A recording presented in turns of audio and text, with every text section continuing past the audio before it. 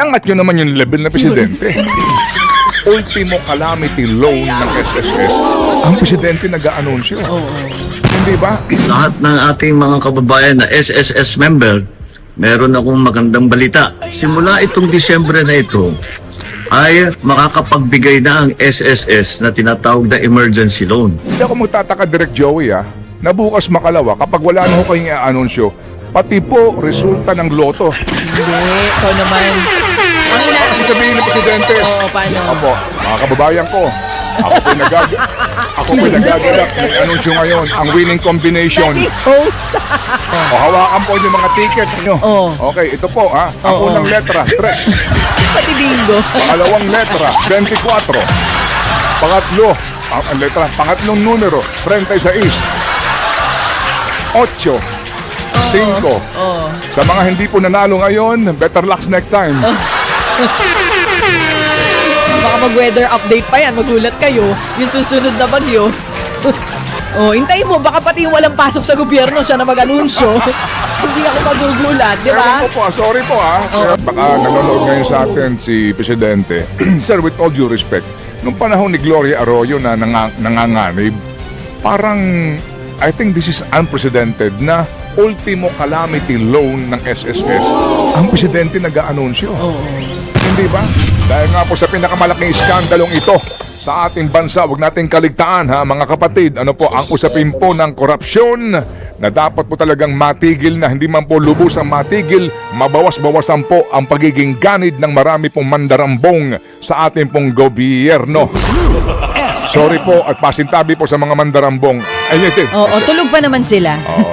Okay, today tatlong column po itong ating gusto po na i-endorse po sa inyo this morning sa Philippine Star. Basahin po ninyo ang column ni Ma'am Ana Marie Pamintuan. It's called Reality Check ang kanyang titulo. Sketches po ang kanyang column. Reality Check. Sa column po naman ni kaibigang Cito Beltran sa C-Talk, Maif Ipanakaw ang title po ng kanyang column. At sa column po naman ni Jarius Bondok, baby girl. Sa column po ni Kuya Jarius Bondok, dalawang option po yan. Meron in Tagalog sa Filipino Star ngayon at meron din po dito sa Philippine Star na ang mismong title po ay Transfer 52 billion pesos, Political Ayuda to PhilHealth, Doctors Propose. Okay, transfer 52 billion, Political Ayuda to PhilHealth, Doctors Propose. Mga kapatid, ano po, itong tatlong column na ito ay may diskusyon tungkol nga po dito po sa ating proposed budget. Ay ang kasalukuyan din pong editorial ng Philippine Daily Inquirer kung atin po ding babasahin.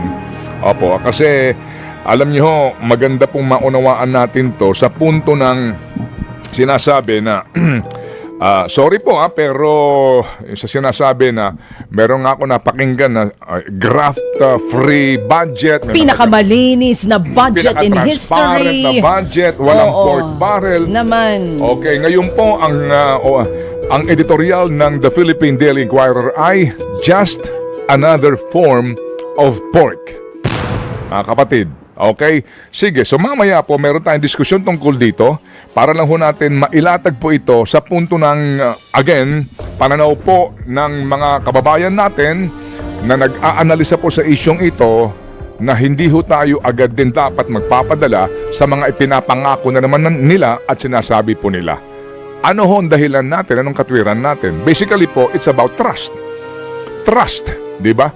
Wag ho natin pong isang tabi yun. Hindi ho pwedeng dahil may sinasabi na si Diskaya kukulong na o may ipinangako makukulong bago magpaskong malaking isda. Ngayon po agad-agad ka na magtitiwala na hindi sila magnanakaw o wala silang kukupitin o kaya wala silang pagsasamantalahan. Oo. At saka pag sinabing no pork, talagang no pork. Oo. Di ba naririnig nyo nga mga kaibigan nyo, sabi diet na. Hindi naman totoong nagda-diet. Ganon din dito sa budget natin. Tama, mali. Yun ang pinakamagandang example. Sasabihin sa'yo ng friend mo, uy, ngayon 2026, no pork na ako. Tapos makikita mo na una pang lumalantak ng pork sa'yo. Ganon din po dito sa budget. Hindi porke sinabing naka-livestream, hindi porke sinabi na malinis, hindi porke sinabi na walang kupit, ayun na ang totoo. Hindi rin naman namin sinasabing may nangupit. Oo, pero ang malinaw dito, Ito daw ang bagong anyo ng pork. Yan ang sinasabi ng ating mga budget watchdogs. At ang sabi nga ng iba, ang tawag dyan ay pinakuluang pork. Soft pork. Aba!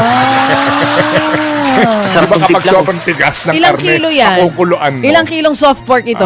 Anyway, sige po. So, anong pesya na ngayon ulit? Ngayon nga po ay December 19 na mga kapatid at tandaan po natin nangako po ang gobyernong ito na wala silang hindi magiging masaya ang Pasko ng mga taong ito. Aha. Di ba? Naalala mo sinabi ni Bibi? Aminin na niya. Well, yung iba ho nasa Europe na.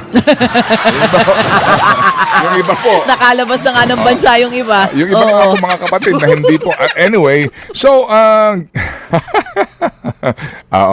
alam nyo, talaga may Just something. another na. Yes, Ito lang. tuloy Ano mo. ako'y, alam nyo, ang nag-aanunsyo ho ngayon ng mga paglalabas ng arrest warrant ang presidente, di ba? Oo nga. Tsaka pati Pansin mo? lahat. Okay. Lahat. Maging yung sa SSS, yung ibibigay. Nakita mo yung kahapon, yung sinin ni Big Boy doon sa ano natin, GC.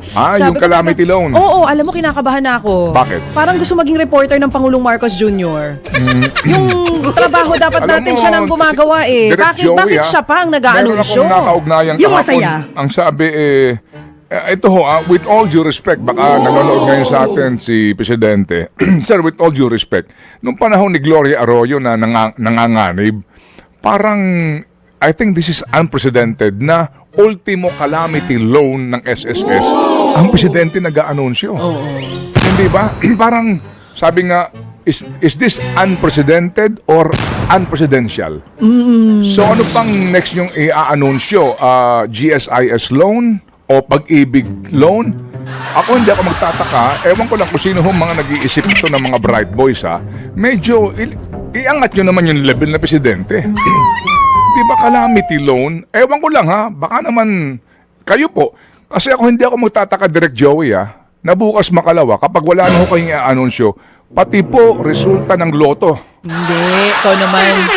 Ang Kasi sabihin ng presidente, Oo, paano? Opo, mga kababayan ko, ako po'y nagagalak, may anunsyo ngayon, ang winning combination. Naging host. Kasi wala na siya ma-anunsyo trabaho. Pati resulta po ng bola ng loto, siya na mag-aanunsyo. O hawakan po yung mga ticket. Yun naman. Mga kababayan ko, mahal ng kababayan ko. Hindi nyo ba gusto yung gano'n? Hawakan niyo po ang mga ticket po ninyo. Oo. Okay, ito po Ang Oo. unang letra, 3. Pati bingo. Pangalawang letra, 24. Pangatlong numero, 36. 8. 5. Sa mga hindi po nanalo ngayon, better luck next time. Baka mag-weather update pa yan. Magulat kayo. Yung susunod na bagyo. Pero hindi malabo. Alin? Kasi nga gusto Na mag-aano sa loto? Hindi, ikaw naman. Hindi. Oo. Hintayin mo. Baka pati yung walang pasok sa gobyerno siya na mag-anunsyo. Hindi ako magugulat, di ba? Ewan ko po, sorry po Pero, Mr. President, medyo... What if sinusulit lang naman? Ng alin? Yung media team. Ang ganda kaya nung video, pati yung audio, ang ganda. Sinusulit Sa calamity lang. loan. Oo. Sinusulit lang ng Pangulo yung bayad sa media team. Di ba? Kaya lahat Yung na po masaya. pwedeng i-anunsyo, siya na Mr. nag-aanunsyo. President, sorry po sa akin lang po ito. Please, huwag kayong uto-uto sa kanila. Mr. President, sa akin naman, tuloy mo. Ang alin? Para yung engagement ng Facebook mo maganda. Tuloy mo para dumami pa ang followers mo. Ayoko ng Oh, sige. gulo. Baka gusto niya kasi maging di ba? Content media creator. Oo. Okay. Oo. I will. Okay, sige. Hindi sa akin lang. Ang kauna-unahang presidente na social media content creator. Ayaw niyo yon? Ayaw niyo ba yung ganon? Okay. Hindi niyo gusto? Sige. Oo. Pati na po STL sa Pampanga, ilabas nyo. Abangan po sa aming pagbabalik. News 5.